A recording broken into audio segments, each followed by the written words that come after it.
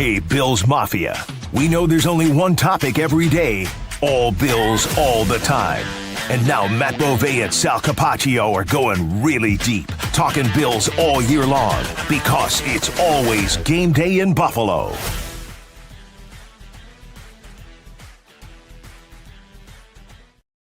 Well, in a season that already saw a really incredible comeback and in a stadium that's seen its fair share of incredible games over the years, add another one to the ledger. The Bills down 14-3 early, down 21-11 in the first half, and then down 10 points in the fourth quarter. A 21-point barrage, crazy game inside Highmark Stadium in the snow. They win 39-34 to get to 9-4 on the season. So much to talk about in this game. That's why we're doing it for you live tonight. And It's Always Game Day in Buffalo. Hi, everybody. I'm Sal. He's Matt. Ready to rock and roll tonight. Welcome into the show. You know, it's crazy. I said after the game, I recorded a video for Instagram, and I said the old stadium's got a little bit of magic left in it, and it felt like that's what we saw in this game. It was an awesome, awesome game. And to call it like an all-time classic feels a little ridiculous, considering it's a, week 14 game, and the Bengals are now 4-9. But it was an awesome, awesome football game. It was Josh Allen. It was Joe Burrow. Joe Burrow played phenomenal. Josh Allen just played better. You had these big moments in the game. You had this huge pick six, and, it feels like that was the play of the day. It feels like arguably the play of the year for the Bills, because it completely flipped this game upside down. And then just there's so many different ways you can go with this game. And that means it was a good football game, because usually it's like, okay, we could say, hey, the offense was good, but the defense didn't do a good enough job. Or, hey, the defense wasn't good and the offense wasn't able to lift them. This game had a little bit of everything, which was awesome.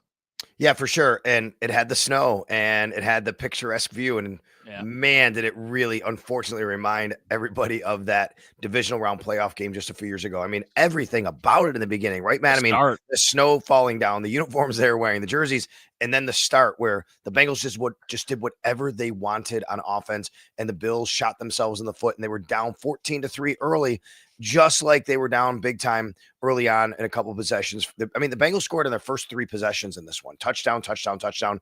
The Bills only scored 11 points in the first entire half. So, this was a game that the Bills really had to come back and did come back. But let's start with the MVP of the league, the reigning MVP, Josh Allen. He was incredible. He played like an MVP. And he made the plays when his team needed him most, which is what MVPs do. So many times.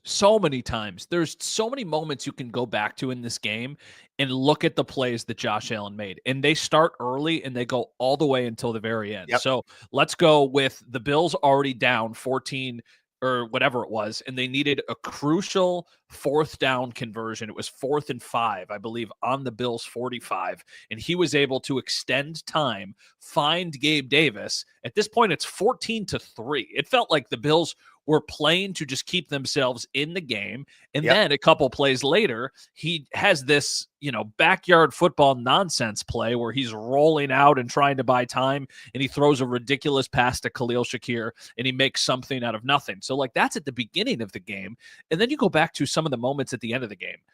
The Bengals take a 10-point lead in the fourth quarter. In a minute and 10 seconds later, Josh Allen leads them down the field for a touchdown and once again made it a 3-point game with the longest rushing touchdown from a Bills quarterback in Bills regular season history, which is bananas. Then they have all of those interceptions. I think Josh had a longer one against the Steelers, right, in the playoffs? No, that was the playoffs. Yeah. But I'm saying longest in the regular season. No, I know that. But was the one in the Steelers a little bit longer, which is why you said regular season? Got it. Yeah. So he has that rush. That makes it a 3-point game. Then they get the Benford interception, and then they get the Epinesa interception. But it is not lost on us that they went for it on 4th and 3, 4th and goal from the 3, and Josh Allen finds Jackson Hawes. Almost made an unbelievable play to Dawson Knox the play before. Wasn't any fault of his own. It's just Knox wasn't able to bring it in clean. And then putting the game on ice. That's insane. The Bengals should have gotten the ball back. They should have gotten the ball back with a minute, 10 seconds left. But Josh Allen, when the game is on the line, he's just pretty spectacular. The play at the end, that's something that we've seen happen to the Bills, in different situations, giving up those long 3rd downs, right? They happen in this one. They give a 3rd and 11, giving up a play a long play to score a touchdown. Like those things have happened against the Bills this year. And certainly the defense again, and this one had a lot of things that they did not do right. We'll get to them in a little while. Let's stay on the offense. I want to talk about those conversions. First of all, how about old reliable Gabe Davis on one of the first fourth downs, right? I mean, Gabe finds himself in a situation where he has to stay available for Josh. This is why you bring Gabe Davis back and he's playing, because he's very good in that situation with Josh. And then, Matt, I got to tell you, this is the cool part about being down on the field. That fourth down pass to Khalil Shakir, I have to tell everybody, I got to go back and watch it in slow motion. I'm telling you, I don't think Khalil Shakir was looking at Josh when the pass was thrown. He actually he had turned upfield to try to get in between, and then Josh saw him and threw it, and Khalil then turned back, and it just stuck on his chest, basically. He caught it. He saw it, stuck on his chest. Amazing. I mean, Josh just basically said, I got to throw this ball. He threw the ball. He made the play. And, of course, a big part of everything you're talking about is the aggressiveness of Sean McDermott. Yes. Sean McDermott deserves a lot of credit for being aggressive in this game. I thought at times you could have said he was reckless. He was so aggressive, to be quite honest with you. Yes. But I agree with you. Like, you're not going to beat the Bengals by not doing what they did. And you know what? Hey, it's either going to happen or it's not. We're not going to win the game by not doing this. And if it doesn't work, he's getting a lot of criticism, no doubt. People are getting in the chat box and criticizing if it doesn't work. I'm getting calls tomorrow on WGR if it doesn't work. But, man, I think Sean McDermott had the right approach, which was, I'm not beating this team by not doing that. Yeah, wholeheartedly. And I do like your point about maybe being overly aggressive. And there was a fourth down that they went for at the end of the half that they did not convert on. You know, it looked like somebody blew an assignment on the offensive line. Josh throws a quick ball, hits somebody, bounces the other way. But the other times it worked. And, you know, that's going to be the give and take. I think in a game like this, your point is perfect. You're going up against a Bengals team. You got to be able to go punch for them. Settling for field goals is not going to work. I was genuinely surprised that they went for it on the 4th and 3 at the end of the game, the 4th and goal from the 3. I thought they were going to kick it, and it was going to be a 7-point game. And it felt eerily similar to the Ravens playoff game last year. The only difference was that made it an 8-point game. So I think it was more clear cut. That's why they kicked it in that situation. I give them credit. It's aggressive. It's the right move. You go for the throat. You live and die with the success of your quarterback and your offense in those situations, and they did. And because of Josh Allen's ability to stress a defense out because of his mobility, Jackson Hawes just found a spot, stayed still. Josh threw him a ball. Kudos to him for not dropping it. I know it was a wide open catch, and he's an NFL player, but my goodness, like in the snow, in the conditions, with that ball coming to you, Josh did not lob it there. Josh threw it there very, very fast. And, you know, this was a huge tight end game. Sean McDermott should be criticized for a lot of things. His decision-making should not be one of them, because he is almost always aggressive, and usually it's even more aggressive than the book says to be. Yeah, that's right. And look, I have a saying. I say this on the radio a lot. Every game has its own DNA. And what that means is you're playing this game differently. You play the next game where people go, you can't do that against them. You can't play that way against the Chiefs, whoever it is. We didn't play that team. The Bills had to do it in this game. I wonder if they're in the same situation against the Patriots, if they do the same thing. I don't think they do. I bet he takes the points against the Patriots, make Drake May drive the field to tie the game. But you're playing Joe Burrow here, right? I mean, you couldn't stop them. They're going to go down the field and score touchdowns. That's why you said we're going to live or die with it. We're going to trust our quarterback. And what did Sean McDermott say in postgame? He was asked about being aggressive. He said, he just paused and said, aggressiveness and toughness. Very stoically said aggressiveness and toughness. I believe that Sean McDermott believes that there's a toughness, that gets built from those types of decisions for his team. I think over the years, in this show's development and this show's growth, and once again, I understand that Sean McDermott is a polarizing person when it comes to the fan base and to people who support the Buffalo Bills. Some people think he's a great coach. Other people think that he's not the guy to get them over the hump. Here's what I'll say. I think for years, he leans too much into banking on the defense making a big play and making a big stop. And I feel like over the years, he has realized that the bread and butter of his team is the offense. And now he leans into that side of things. If they it's need also a big because play, the defense isn't as good, maybe. That's what I mean. And but I almost think that's like this. Yeah. I almost think that's like the sobering reality of it. Yep. Is that for so long he was almost blindly confident in his defense. And now he realizes that they have some serious deficiencies, which is why he is leaning more into the, like, the offense is going to be what gets us to where we need to go or to where we're trying to go, or you live and die with Josh Allen. I'd rather live and die with Josh Allen than trying to stop Joe Burrow for the third or fourth time the entire game. And, we'll ultimately end up getting to the defense in a little bit because they changed this game, but that is a sign of growth that they realize this is all about not all about the offense, but this is more about the offense. If the Bills are going to be able to win a Super Bowl right now, it is because their offense plays the way they did today, not because their defense is able to become like all of a sudden this shutdown unit. Just real quick before we do get to the defense, we did have a question from Scott I want to get to real quick. He asked if Cole Bishop is hurt. He had cramps. He was cramping. He came out of the game. He didn't return. I did see him in the locker room. He said he's good. So I don't think you're going to have to worry about that. We'll get to more of that in a little while because Joey Bosa was a big loss. But I wanted to stay on the offense. But if you want to say something about that, go ahead. No. I was just going to say I saw him doing some sprints on the sideline at the end of the game. So he was cramping, that's not good, but it also doesn't feel like, a long-term prognosis or anything like that. No, that's right. Okay, on the offensive side, Matt, when Joe Goodberry came on the program last week, he gave us a stat. Ever since that moment, I went on every radio show I could on WGR every time I was on and said, this is a tight end game. The Bills need their tight ends to eat. They really need Dalton Kincaid. But lo and behold, here comes Dawson Knox, right? Old reliable, picking up the slack right away. First play of the game, they target Knox 33 yards. He has a monster game, 6 catches, 93 yards, doesn't score. Dalton Kincaid scores a touchdown. Then they go to the screens to Dalton Kincaid, Jackson Hawes. The Bills tight ends really ate in this game. And give Joe Brady credit for knowing that was the way they were going to have to win this game. Not by trying to force anything to the outside. We know the Bills struggle with their outside receivers sometimes. This was a game where their tight ends could win. And Joe Brady said, we're going to focus on the tight ends. The Bills controlled the middle of the field with them.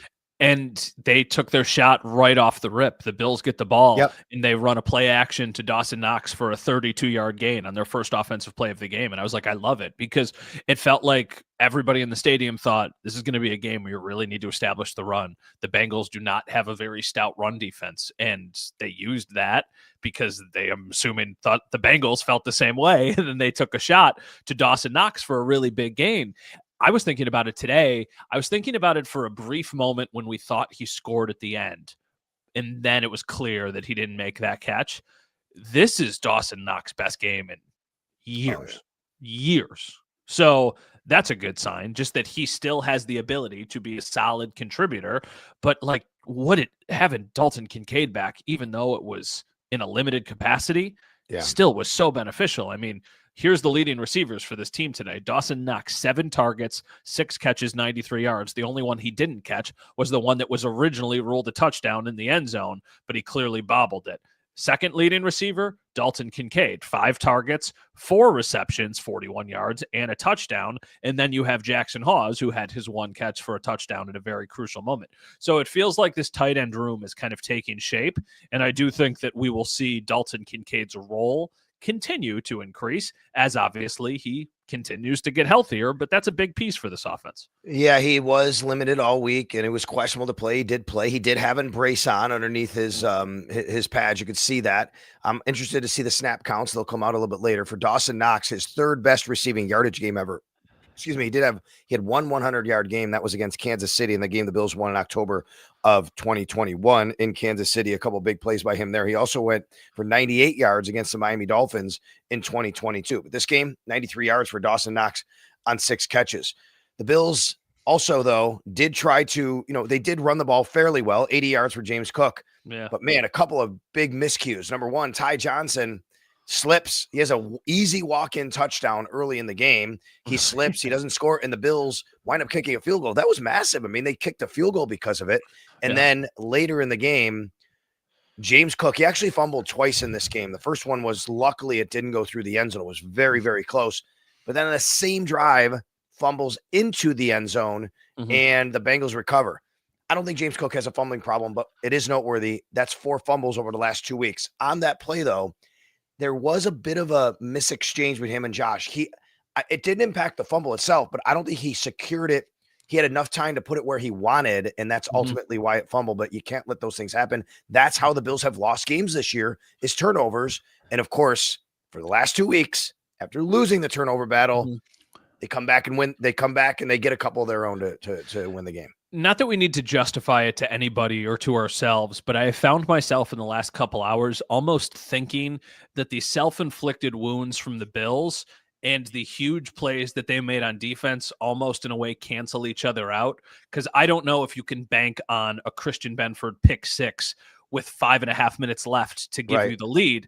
But I also think that more often than not, James Cook is getting that into the end zone, or if he's not fumbling it, and the Bills have 2 or 3 more tries to get it in from the 2-yard line, and the points that they left on the board from the Ty Johnson just basically slipping because it was so snowy. So they left meat on the bone. And if they would have lost this game, we would have talked about how those mistakes, haunted them. When James Cook fumbled that ball, I was like, they're going to lose this game, because they just went all the way down the field. They just ate all of this clock, and they gave the ball away at the most unfortunate time. Luckily for them, the Bengals gave them the ball also in unfortunate times as far as Cincinnati is concerned.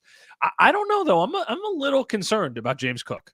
That's a lot of fumbles. Ball security? Yeah, that's a lot of fumbles. Yeah, it's too many, but I think he's done a good job overall. You go back to, remember the first carry of his NFL career, he fumbled. Yep. Had a couple fumbles. Sean McDermott early, that season, he had one against Denver on Monday night. Sean McDermott kind of benched him. He's been very good at protecting the ball, but it has popped up recently that he has to be a little bit more aware of. I'm not worried about him, but I do think it's something he needs to be a little bit more aware of that has kind of come back a little bit. Yeah, and I just think that this is a similar conversation to the one we had a couple years ago when Josh was throwing the ball so much that when you throw the ball that much, interceptions are bound to happen because you are being asked to do a lot. The James Cook workload has increased significantly. So when the workload increases, there's a lot of benefits that come with that, but there's also some negatives that come with that. And maybe some of that is that the ball security thing pops back up again. You get more touches, realistically, more good things happen, but a few more bad things also happen. I'm not overly concerned about it, but it is something that has now become a little bit of a trend for at least these last couple of games, which is obviously not a good sign, because as they get closer to the playoffs and to January, if they ultimately get there, I'm sure James Cook is going to be a big factor and big feature piece of what their offense looks like. We are already over 4,000 viewers on the stream. Thank you very much. I'm Sal. He's Matt at Sal Sports at Matt_Bove. It's always game day in Buffalo. You can always rewatch this if you've missed any of it at Sal Sports on YouTube. Wherever you pod, download, subscribe. We appreciate that. Throw us some nice ratings and likes. All right, let's get to the defensive side. And of course, the game-changing play once again made by Christian Benford, just like last week. Last week, the first play of the second half, the scoop and score. This week, what an incredibly athletic play. On a corner blitz, he recognizes, now look, Burrow threw it to him, but he had to recognize what was happening, stop, jump, grab it, and then he broke a tackle from Burrow, and then he outran Jamar Chase, who was trying to catch him on his way to the end zone. Matt, I don't know. You can tell me what it was like in the press box. I know it's stale. There's no cheering in the press box, but just like what the kind of moment was for everybody up there, I will tell you on the sidelines, it was going away from me. I was positioned where the Bengals would be coming towards me down on that end. And you're thinking, okay, you got to somehow get off the field.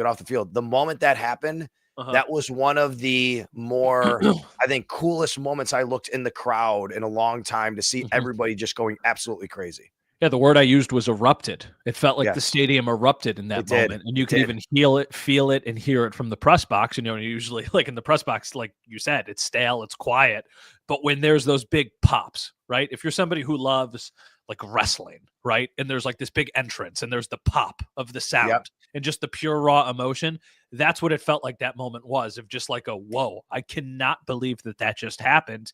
And then hearing Christian Benford talk about it after the game was so interesting and insightful, of like, hey, corner blitz, not supposed to leave my feet there. For some reason I did. I blinked and all of a sudden I had the ball. I was running down the field. Jordan Poyer told me after the game it felt like that play happened in slow motion. Sean McDermott said, big players make I'm paraphrasing, big players, big moments, big games. Christian Benford, I think Christian Benford's, he's continued to ascend. And I talked to some of our colleagues after the game. I was like, I'm trying not to be hyperbolic because it is a game and I understand that it's a couple good weeks. But I asked them, is Christian Benford one of the best corners in the league? And a couple of our colleagues were like, no, I wouldn't go there yet. And then I started to think about it. I'm like, well, every team has 2 starting corners on the boundary. So that right there is 64 corners. If he's in the top 10, he's one of the best corners in the NFL. And it's a nuanced conversation because, like, the Bills don't ask their corners to do a ton. It is a very friendly system for cornerbacks, but he just keeps getting better and better. The guy's 25 years old. He has been such a massive development for this defense and this entire team. Agreed. And let me further the Christian Benford, I guess legend here status over the last couple of weeks and what he did today. He also had the team's only sack today. Okay. Yeah. In one sack, he had that. And he was matched up on Jamar Chase a lot, not every play, but I watched very beginning, every single snap for the first drive, I believe, at least most of it. I know because I was monitoring this early in the game. He was on Jamar Chase. Do you know what Jamar Chase's numbers were for the day? Pretty tame. Oh, yeah. 8 targets, 5 catches for 44 yards. He averaged 8.8 yards a carry. In fact, the Bengals, I think, were getting frustrated by not getting the ball to Chase that they started just throwing him little screens and little short routes. That's Christian Benford and him and his ability of everything he did today covering Jamar Chase. Yeah, I mean, also, real quick, Jamar Chase. Wait, real quick, somebody said, and this is right, I'm going to show this. Chase was moved inside because of Benford. And that's right. I looked up a couple of times, said, wait a minute, there's Benford. Where's Chase? Oh, because he's inside, he couldn't cover him. Now, I'm not saying the Bengals never do that, but they tried to get him away from him. Yeah, they tried to get him in space, and they tried to give him a more favorable matchup, and obviously Benford was kind of shading over to that side of the field a lot. There was also help, though. They were never really going, like, truly, one-on-one, Jamar Chase and Christian Benford, but that's to be expected. Jamar Chase is phenomenal. I'm not breaking any news here, but that player is I know you said he only had 5 catches. Like, 2 of those catches were phenomenal catches. He is so freaking good. And so is T. Higgins. Like, those guys are a legit problem. Yep. But yeah, I think Christian Benford is awesome. A couple people commented. Oh, go ahead. Sorry. Go ahead. What were you going to say? Well, a couple people commenting about Cam Lewis. Yeah, I have this here. And I want to talk about this a little bit. I thought it was a forgettable performance from Cam Lewis. It was not good at all. But I'm going to give the Bengals credit. You know why? Because the Bengals saw they had the smallest basically player on the field, Cam Lewis, covering their behemoth tight ends. Yeah. And every time they had an opportunity, they attacked Cam Lewis. So, Billy, you're right. Have we commented on Cam Lewis yet? No, we're doing it right now, though. He was not good in this game. But I don't think it exposed him at every level, like you say. I think what it did was show that when a team has a matchup, give them credit. Cam Lewis is smaller, and the Bengals said, we're going to go at him, and they beat him. And that's on Cam Lewis. There's no excuse there, but that's a good job by the Bengals. The Bills didn't have an answer because they have a smaller Taron Johnson and a even smaller Cam Lewis, and they basically said, you're not going to be able to cover. I mean, Cam Lewis is a great example. He actually did have good coverage on P. Ryan out of the backfield. They couldn't bring him down. You know why? He's giving up 50 pounds. Yeah. And that's just a bad matchup for the Bills to be in. And they didn't figure that out enough throughout the game. And they're going to have to figure that out differently against other teams. It doesn't mean every team can do that, though. Let's remember that. But in this game, the Bengals did. And then the other element of this, too, is that at the end, because of the cramping to Cole Bishop, Cam Lewis found himself on the field a little bit more at the end. Yep. So it was even more unfavorable matchups for Cam Lewis while he was out there. A couple of people commenting on Taron as well. Yeah, I think Taron has been a little boomer bust this season. He had the defensive pass interference penalty that gave up like a 30-yard gain to the Bengals where he never turned his head around. I think he was the guy who got beat by Gesicki on the touchdown. See, I know he was the guy that was seen on the screen. I don't know if it was his guy. For sure. Was it? I don't know. I'm saying I just watching the play live, and then there's so many moving parts, and you look up and you see Taron chasing after Gesicki that I haven't seen that play back. Agreed. And I don't know that. And you're right, folks. If it was Taron, then that's a miss on him. It was a great play by Burrow. Sometimes you see the player, like the defender who you see closest to the guy. It's not his guy. He peeled off because he sees, oh my God, this guy is open. But I agree, Taron wasn't great. Look, you're playing an elite offense and they get paid. Oh, yeah. They're really great. You're not going to stop them every time. The Bills should have been better. You know where the Bills were really bad in this game was third down defense. The Bengals converted their first 7 third downs. I think it was 7 for the first 7. Mm-hmm. And again, soft cushion. They're not trying to give up too much and something over the top. And the Bengals just had some pitch and catch. Some of that was Cam, some of that was Taron. And then Trey White gives up a touchdown as well. Max Harrison gives up the touchdown in the corner. Mm-hmm. It wasn't just those guys. The Bills were very bad on third down defense. They had to be better. Again, you're not going to face the Bengals offense every week, right? And I know that you look at it and go, well, you got to be better. They were better against the Steelers because the Steelers don't have those players. Yeah, both things can be true. Yes. They did not play well enough. Let's start with that. They made way too many mistakes. They were probably their coverage was a bit too soft at times. The third down problems are, really, really concerning. And their lack of pass rush was notable. The fact that Christian got their only sack today. Like, they very much missed Joey Bosa in this game. And Greg Rousseau has not really provided any consistent pass rush this season. I'm giving him an arrow down. My arrow up, arrow down. I'm giving Greg Rousseau one because he had 4 total tackles, 1 QB hurry. Yeah. All of that said, I do not say this lightly. That is the best offense the Buffalo Bills will play for the remainder of the season as far as they go. If they go all the way through the regular season and then into the playoffs and they win some playoff games and they go all the way to the Super Bowl, whatever it is, you are not playing another offense that good this season. I think that right now that is maybe the most dangerous offense in the NFL.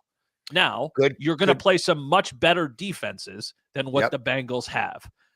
But that offense is so good because of the way they're constructed. They have matchups like somebody just brought up T. Higgins. They're like, is our secondary that small or is T. Higgins that bad? Or excuse me, that big? Imagine having watching this game. Look at some of the catches that T. Higgins makes, that Jamar Chase makes, that Mike Gesicki makes. Like, look at some of these. It almost never happens for the Bills. Like, these crazy contested catches and all this crazy stuff and Burrow's really damn good. So it's a blend of the defense kind of stunk today, but also that offense is so, so good.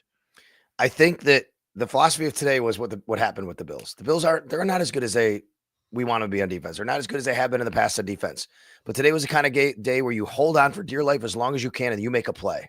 And that's what they did on defense. They held on for dear life as long as they could, and then they made a play, and then they made another play. And that allowed this game to change because they have number 17 on the other side. We all want the Bills to be perfect in every way, right? It's just you have to understand, that the league, this is how it works sometimes. Heck, the Saints beat the Bucks today, right? Looking at some of the stuff that happens in this league. Oh, shit, Good question. Yeah. I didn't even know that. What's funny is you're covering the game and you don't really see a ton of what's happening around the league. I know. So I think it was at 7:00. I found out that the Steelers beat the Ravens. I was like, oh, I couldn't. Really? I thought the Ravens were going to win. They were down 5 and had the ball at the Steelers 13. I'm like, what happened? I guess Lamar got sacked. Good question here from Kyle. He says it didn't impact the game, but do you know why the Bills called the timeout on the for the extra point? It was right after Jackson Hawes' touchdown. I think I saw Jordan Phillips coming off the field. Did we have 12 men on? I don't think so, Kyle. I think the reason was, for some reason, and this could have been because of, yes, he was coming off, it was going to be a delay of game. I think the Bills were going to get caught with a delay of game, and Sean McDermott made the decision because of the snow and because this was a huge point that gets you up 4 points. He didn't want the delay of game, so he took the timeout. You okay with that? No, I don't like it. I think that if your kicker can't make a 5-yard extra point, then that's a kicker problem and not I just feel like it puts you in a potentially bad situation to lose a timeout with that much time left. Because that was after the pause. Was it? No, I feel like that was after it was after the Benford touchdown. That's what it was. It was after the Benford to be sure right now, but yeah. Yeah, it was after the Benford touchdown. So they took the lead, and that made it a 4-point game as opposed to a 3-point game. So you're right. It was a very important point, and I could understand the trying to justify it of like, hey, 4-point lead is a hell of a lot different than a 3-point lead. But if you're going to take a penalty, just sit on the 5 yards. Just sit on the 5 yards and then kick an extra. We're not talking about 15 yards here. I think about 5 yards for an extra point. And by the way, I could be wrong, but I think that's what happened because it was kind of weird. Everybody was waiting, and Sean just kind of walked calmly over to the official, and he goes, timeout. Like, I think it's like they knew it was running down. And part of that could be they were celebrating for so long, and this is what happens. You got to be a little more buttoned up. So that's the reason. You don't have to love it, but that's the reason why they did that. Defensively as well, just want to see if we leave any meat on the bone here. Hey, let's give credit to the run defense. This is a good Bengals running back and running game, and Chase Brown. Folks, the Bengals can run the ball. They don't do it a lot, but they run the ball well. In fact, Chase Brown had over 500 yards over his last 6 games. You know what he had in this game?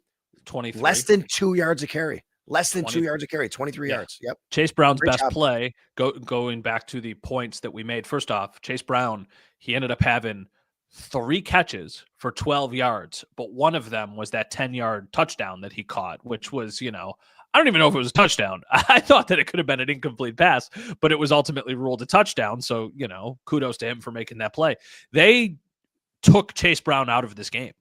To their credit, I feel like the Bengals have 4 very legitimate offensive weapons. That is Jamar Chase and T. Higgins, then a drop-off, then it's Chase Brown, then a drop-off, then Mike Gesicki. Like, it, to me, feels like those are the guys, and they were able to take Chase Brown out. So kudos to them. I think a big part of that is Shaq Thompson. Shaq Thompson was good 100%. Again. I saw a clip after the game. Did you see any of Burrow's press availability? I did not yet. So Burrow was asked after the game if there was anything he could have done differently on the Christian Benford pick 6. And he brought up, I guess I could have maybe thrown it a little higher, but there was also a linebacker over there. So I feel like if I sailed it, it would have been intercepted basically by the linebacker. And I have to watch the play back, but I think that was Shaq Thompson. That's great. I love that. And the other part of it, though, was I don't know why Burrow just didn't see Benford standing there, because we watched the replay. It looked like he kind of should have seen him, but those things happen so quickly. I guess, you can see how that can happen. As KY Grimm says, Cam Lewis was target all game. Once again, KY Grimm, as we just said, he was the smallest player in the field, and the Bengals did a good job to get matchups to say, we're going to go after you in this particular game. So that was a tough matchup for the Bills, but ultimately the Bills made a few plays. And how about Jordan Phillips getting his hand up in the air? And here's AJ Epinesa. AJ Epinesa is the guy that it's just every once in a while, he makes a critical play in a game, whether it's a sack, an interception. Yeah. It's so funny. He gets a lot of criticism for this second round player the Bills took who never developed into some elite player, but I think it's just unwarranted. He has been a very, very solid, good player for the Bills. He's not great, but he's been a good player for the Bills. And this is a great awareness by him to be in the position he was in. Given the draft status, he has absolutely been a hit. It's not a home run, but he's a single or a double. Like he's still playing. Say this. Matt says AJ Epinesa is a hit. Do you know how many people say AJ Epinesa? They put him on, let's look at the Bills draft picks they've missed, and they put AJ Epinesa there. I agree with you. He's not a miss. No, he's not a miss. He's made notable plays for them over the course of his entire Bills tenure. He got a second contract. He's never going to be, a 10-sack guy. Like, I feel like it's important to realize what you were dealing with. You were dealing with somebody who is a pretty good run defender, who can occasionally make a splash play in the pass game, and who also is really good kind of at the line of scrimmage with those quick passes and those little bubble screens that teams try to do. Like, it feels like every time AJ Epinesa makes a play, it is within like 3 yards of the line of scrimmage, where either he is batting a ball or somebody is batting it and he is bringing it down as an interception. So I think that AJ Epinesa, like somebody just says, anyone have a Rousseau sighting? I don't think you can be critical of AJ Epinesa. I think he does exactly what he needs to. I think you can be critical of Greg Rousseau 100%. Because I feel like that is the contra. Terrell Bernard's is because of an injury. We don't know for sure if Greg Rousseau is banged up or whatever it is. That has not worked. He has 3 sacks this season. 3 sacks for a guy who makes $20 million a year. Yeah, and when you lose Joey Bosa, you need him to step up and be your guy, and he wasn't that. And I thought maybe Morgan Fox would help, but Matt, I don't even know how much he played. He is not on the stat sheet at all. I don't know how much Morgan Fox even played, but I was expecting him to have a little bit of an impact here, but that wasn't the case. The Bills just could not sniff Joe Burrow when he was in the pocket, and they have to do a better job of that next week against Drake May, especially if they don't have Joey Bosa. If I might have said Burrow for Bosa as well, but when you earlier, but next week's, hold on. I have to sneeze. Go ahead. Greg Rousseau. So, like, I still think Greg Rousseau is a good player. I do. Yeah. I don't want to like pile it on the guy, but I was looking this up. Michael Hoyt had 2 sacks in a game and a half. Greg Rousseau has 3 in the entire season. Yeah. We're talking about a player who was brought in to be a rotational pass rusher, and Greg Rousseau. And here's the thing that irks me a little bit is that when people talk about Greg, and once again, he's a good player, and I feel like this has just been a little bit of a rough stretch for him. You cannot say, but he's so good against stopping the run when this team kind of sucks at stopping the run. What do you mean he is so? Just because he's better than the other guys who aren't good at stopping the run does not mean that justifies him not being a pass rush threat that you need him to be for $20 million. That is not nothing. That is very, very, very highly paid. No, that's right. That's right. And you don't pay him to be an edge rusher, but you do need more of him in both areas. That said, Bills overall had to be better today in the pass rush department. They weren't, but that's why they started pressuring. And I actually give Bobby Babich credit. I thought the Bills were better in the second half. They got some stops, and part of that were they did get a little bit more pressure. They were sending some blitzers, but they were now like, hey, we're just gonna. It's the same thing on the offensive side. We talked about the aggressiveness of McDermott. I thought they got aggressive on defense, and they had to either live or die by it. Guess what? It left a couple guys open one-on-one, but it also created a little bit more havoc. Yeah, the first stop that they got in the second half, I believe they brought pressure with Hancock and Taryn, and it led to an overthrow from Burrow. There was the Christian Benford blitz at the end of the first half that put them in like 3rd and 18, and that was the first time the Bills were able to get off the field on 3rd down. So there were some notable times when they did send pressure and at least got Burrow off of his spot a little bit or forced him into a bit of a rushed throw. So I do think that was a promising sign, and I also do think that it's just a promising sign that this team continues to play better in the second half. I did not know this stat, so if this is like shame on me that I didn't know this, but I'm sitting there and in the press box, you've got the TVs over top of you, and the TV had the Fox broadcast on. And in the second half, there was a graphic at the start of the half, and it said point differential in the first half, and the Bills were 19th in the NFL. Point differential in the second half, they are plus 80, which is the best in the NFL. I did not know that. I did not know that they have the best point differential in the NFL in the second half. That's promising that they are able to be better in the second half of football games. Well, what's the good and the bad of that? The bad is you got to start the game a little bit better, right? You can't put yourself in that position, especially considering the type of team they have and having the lack of weapons to be able to come back. The good news is that's good coaching. That's good adjustments. You make some adjustments, and you come out and play the game a little bit differently, and you see what's happening, and that's a good sign as well.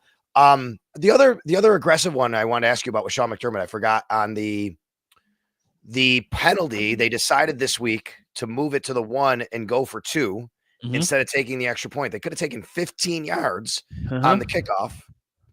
Don't be revisionist. Did you like the decision? Yes, I did. Okay. I liked it because once again, I feel like points were at a premium in this game. Yep, I agree. And also last week they took the yards and it didn't lead to anything. So that's why I'm like, okay, in this instance, I'm happy that they took and they got aggressive. I like that. They did. I'll give you another stat on that, though. Did you know that's the first Bills converted 2-point conversion in 20 games? No kidding. I did not know that.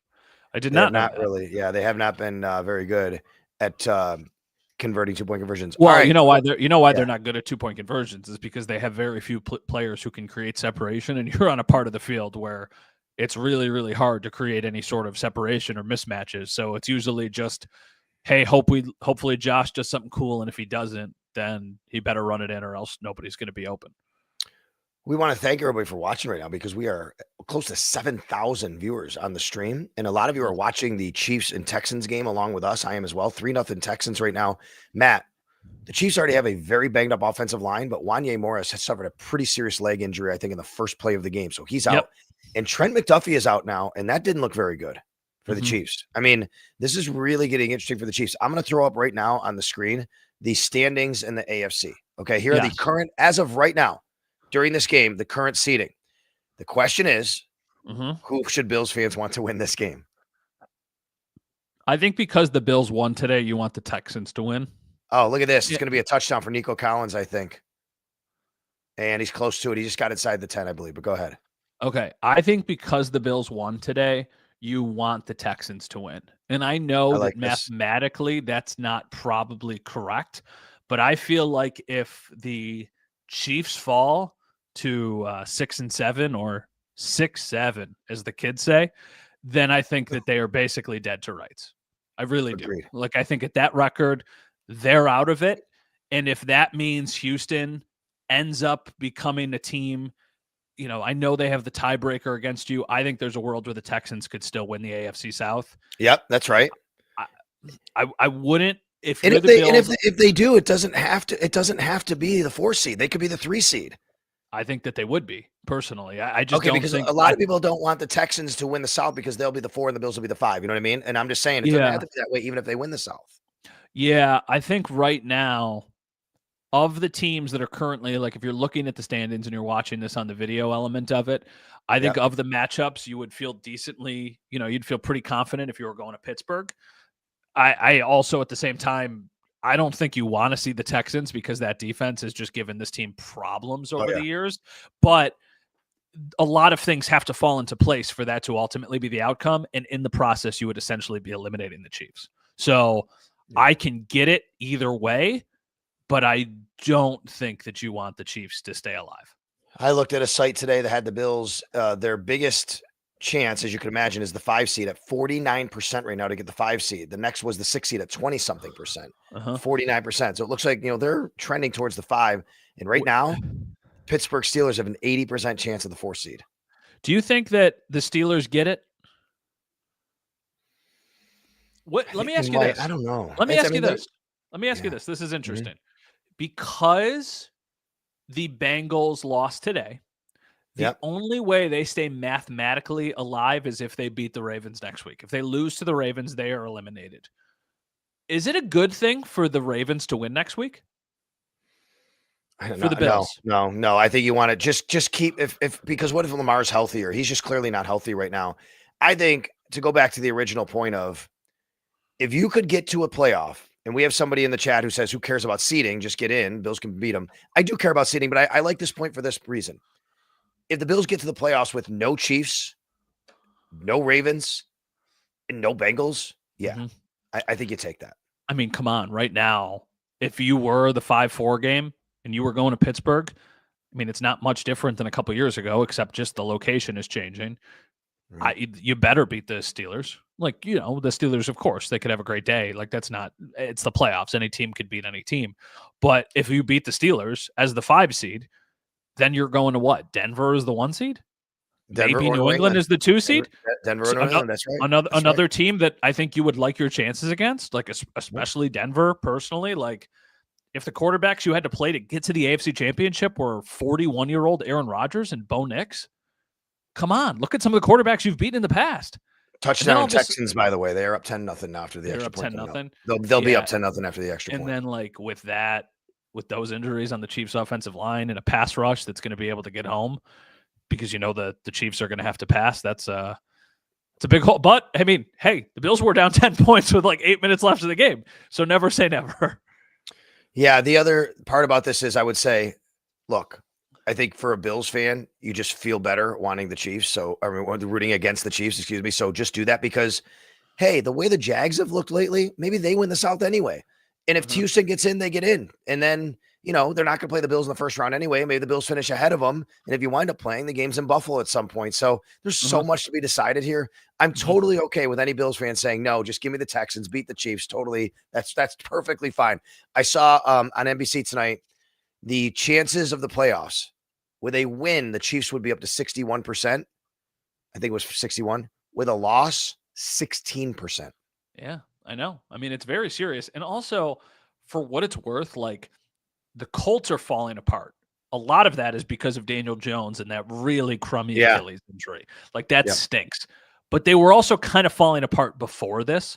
So that's why there is going to be a team not currently in the playoff picture that I think sneaks in and leapfrogs the Colts. I don't know if there's enough teams that currently, you're right. It would have to be the Texans, the Chiefs, or the Ravens, or the Chiefs. That's what I mean. I guess the Dolphins could still too. By the way, they're playing. Look at the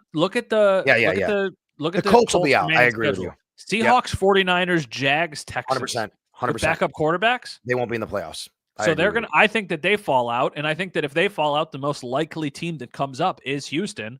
And if Houston beats Kansas City today, and then all of a sudden they also have the head-to-head on Kansas City, and Kansas City is 6-7, like Kansas City has to win out and get a bunch of help in front of them. What if Houston wins the division then? Then Jacksonville's the team that's falling down with those other teams. Yeah, which is feasible. But, I mean, look at the Jags' remaining schedule. It's the Jets. It's the Broncos, so not nothing. It's the Colts with a backup quarterback, and it's the Titans. I mean, they're going to be big-time favorites in 2 or 3 of their remaining 4 games. Do you know the early spread in the Bills? Yeah, I looked it up. Line? Well, it's all over the place. Some books have them as a 1.5 point favorite. Some books have them as a 1.5 point underdog. It is very specific to the book. So okay. I saw 1.5 point underdog, but I didn't see the. Let me see the. I'm gonna look like at it on right FanDuel. I think they're a favorite, and on DraftKings, I think they're an underdog, and I think it's a little bit all over the board. Okay, yeah, we have a. Okay, oh, sorry, I'm looking at the wrong week here. Let's go to week 15. I'll show you what I have here. By the way, folks, thanks for hanging with us tonight. We're over 7,000 viewers on the stream. This is crazy. Cool. This is awesome. Really love it. All right, so yeah, we have. Scott asked, "Can this week be flexed, or is it too late?" No, it's too late. It's going to be. It's a 1:00 Sunday game. That's right. Why am I seeing 5.5 in some of this? It must not have been updated since. That's weird. Right now, it looks like 1.5 to 1 to 1.5. But you're right. There's one that's the Bills are -1. Most of it looks like 1.5. I'm looking on DraftKings, and the Bills are a 1.5 point favorite on DraftKings. Oh, and on FanDuel, they're 1.5 point underdog. Yeah, that's what I mean. It's all over the place. Yeah. All right. I think it's a pick 'em. I'm seeing DraftKings as their underdog right now, but that's okay. Maybe they're looking at a different part of it. Either way, you're right, Matt. It's about even, right? It's about even. And it stinks for the Bills. The Patriots are coming off a bye week, so they've had time to prepare. But they've been banged up on the defensive line and offensive line. Milton's really hurt. Milton's out. That hurts the defensive line, but they're banged up in the offensive line. But man, the Bills without Joey Bosa, I don't know if they can generate a pass rush. And next week, we're going to talk all about that as we head towards the Patriots. Yeah, a couple of people at the beginning asked if we think Joey Bosa will be back. No, I don't. And I think that this win also gives them a longer runway to get Joey Bosa back, because now that they are thinking about the playoffs and like, hey, I think really it comes down to if the Bills get one win in their last 4 games, I think that they've got a really great chance of being in. If they get 2 wins, then they are going to be in the playoffs. And I think when they signed Joey Bosa, all of the comments around it were put that guy in bubble wrap until the playoffs. I know. Now, if you have a chance of clinching a playoff spot or getting to that point without needing him, now is the time to be smart with that player. You want Joey Bosa. Let's say he's 60% right now, but if you sit him for 3 more weeks, you can get him to 90%. That's what you do. And you just got to win a game without him, like they did today.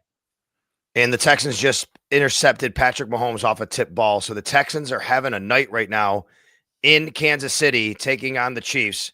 We'll see how this one ends up. The Bills, though, go to 9-4 on the season. Season very much alive in a lot of respects. We're having a lot of fun with it next week. Big game in Foxborough between the Bills. Matt's on fire tonight. Every point is correct. Doing Niagara Wheatfield proud. And we'd like to thank Matt's cousin for coming into the chat box tonight, named Will. Yeah, I don't know. Who also lives in Niagara Wheatfield. Shout out. First off, Niagara Wheatfield is not a place. It's 2 places. It's the town of Niagara and the town of Wheatfield combined. Ooh. So here's your geography lesson for the day. That's the thing. Did you know that Wheatfield does not have a post office? It's a sham. I did not know that. Did you know that? Okay, so like growing up, I had a North Tonawanda. Yeah, Wheatfield's bigger than that. Like I grew up pretty close to Niagara Falls Boulevard, which is like a very busy, populated area. But my address growing up was in North Tonawanda zip code, even though I grew up in Wheatfield. So people would be like, "Oh, NT," and I'd be like, "Nope, Wheatfield." And then the other parts of Wheatfield have a Niagara Falls mailing address instead of, because Wheatfield doesn't have a post office. There you go. It looks like I thought they were going to overturn the call, but they didn't. So the Texans have the ball. I was not blowing you off. That's a very nice history lesson and geography lesson on the town of Wheatfield. You learned something today. You learned something today. Thanks a lot to our producer, Mike Robier. Check us out all week, anytime you can, anytime you want. We are potting. We're over at Sal Sports on YouTube, and we are on the Odyssey app, iTunes, Spotify, wherever you pod. Have a great night, everybody. Thank you so much. 7,600 plus viewers. Appreciate it.